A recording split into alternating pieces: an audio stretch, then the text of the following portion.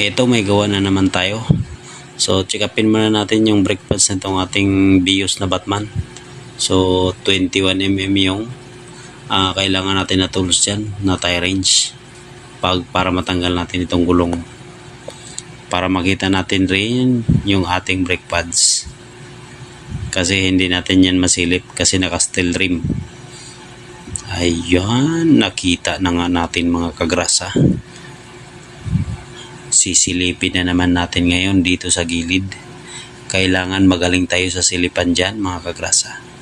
So nakita nga natin na medyo makapal pa, so kailangan natin dyan cleaning.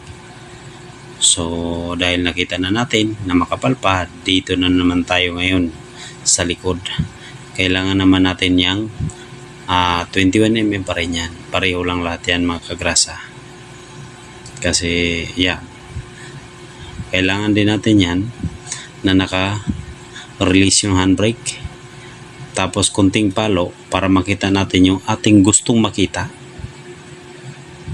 yung tinatago nitong brake drum. Ayan, hubad na katotohanan mga kagrasa. Medyo manipis na, pero kailangan natin munang malinis dahil aabot pa ito sa susunod na PMS. Yan, kitang kita mo naman.